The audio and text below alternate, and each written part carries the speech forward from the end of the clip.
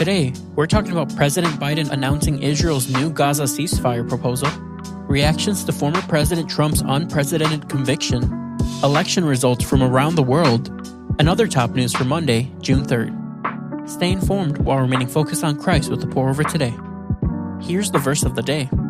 The Lord is my light and my salvation. Whom shall I fear? The Lord is the stronghold of my life. Of whom shall I be afraid? Psalm 27:1. Let's get started with some espresso shots. A ceasefire deal for Gaza is back on the table. On Friday, President Biden announced Israel's proposal, born from intensive diplomacy. The plan has 3 phases. 1. A 6-week full and complete ceasefire, the withdrawal of Israeli troops from Gaza's populated areas, and the return of a number of hostages in exchange for Palestinian prisoners. 2. The return of remaining living hostages, full withdrawal of Israeli troops from Gaza, and, as long as Hamas lives up to its commitments, cessation of hostilities permanently. And 3. A major reconstruction plan for Gaza backed by the U.S. and international community, and deceased hostages returned to their families. Israeli Prime Minister Netanyahu's office reiterated the importance of following the exact outline proposed. Hamas said it viewed the plan positively while calling for explicit commitments from Israel.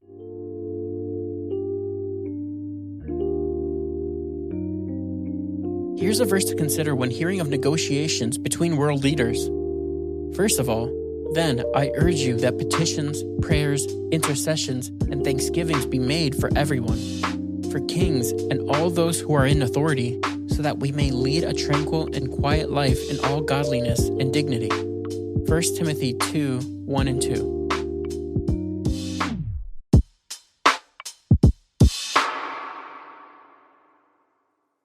Americans are unsurprisingly quite divided on former President Trump's guilty verdict. Polling in the hours after the verdict showed that 50% believed the guilty verdict was correct, and 47% thought it was politically motivated. A separate poll found that if the election were held today, 41% of eligible voters would support Biden and 39% would support Trump, a statistical tie.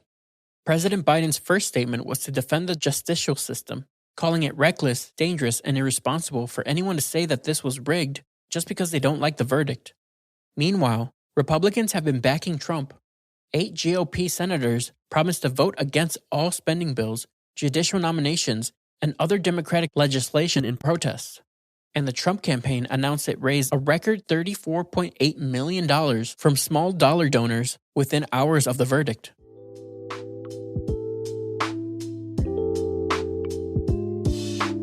Jesus commanded his followers to love their enemies and neighbors, fellow believers, and, well, everyone. Yes, that includes people who disagree with you on the Trump verdict. Luke 6:32 and 35 says, If you love those who love you, what credit is that to you? Even sinners love those who love them. But love your enemies, do what is good, and lend, expecting nothing in return. Then your reward will be great, and you will be children of the Most High.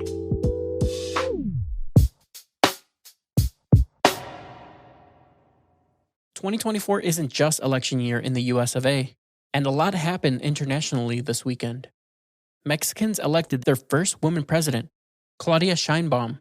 She's the former mayor of Mexico City, shared a Nobel Prize with former US Vice President Al Gore on a report on climate change, and is the protege of Mexico's current president Andrés Manuel López Obrador.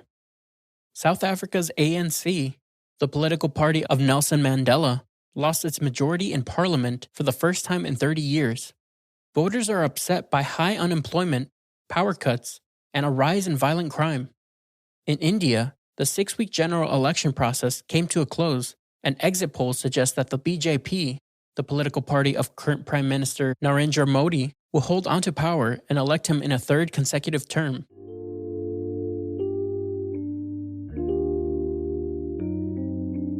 Politicians come and go, often disappointing supporters and opponents alike. Put your hope in the Lord, who has no term limit, who rules with compassion, and who executes justice perfectly. Psalm 9:7-9 says, But the Lord sits enthroned forever. He has established his throne for judgment, and he judges the world with righteousness. He executes judgment on the nations with fairness. The Lord is a refuge for the persecuted, a refuge in times of trouble. Mango chili, watermelon salt, citrus. Is your mouth watering yet? Element, the electrolyte drink mix that promotes healthy hydration, has 9 flavors to choose from. Element has a science-backed electrolyte ratio: 1,000 milligrams sodium, 200 milligrams potassium, 60 milligrams magnesium, and no sugar. And right now, you can sample 8 flavors for free. When you purchase Element through our link, you'll receive an entire sample pack with any drink mix order.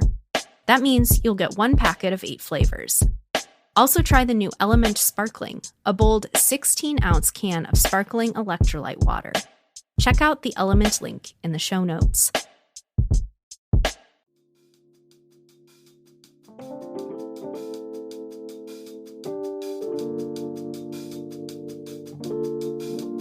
In other brews, here's a rapid round of updates.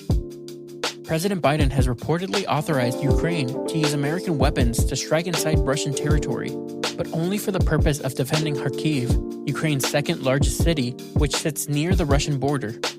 It's a significant reversal. The administration has previously feared such action could escalate the war by getting the U.S. more directly involved. The Green Mountain State hopes to get even greener. On Thursday, Vermont became the first state to require oil firms to pay for climate damages. Officials will assess total environmental costs from 1995 to 2024 before sending individual polluters a bill. Governor Scott allowed the act to pass without his signature, voicing concerns about taking on big oil alone in a major legal battle. Dr. Anthony Fauci will testify before the House's GOP-led coronavirus subcommittee today on the heels of newly released transcripts from Fauci's 2-day interview with the subcommittee in January. The subcommittee is investigating COVID-19 pandemic-era domestic policy failures and alleged misconduct during Fauci's time as director of the National Institute of Allergy and Infectious Disease.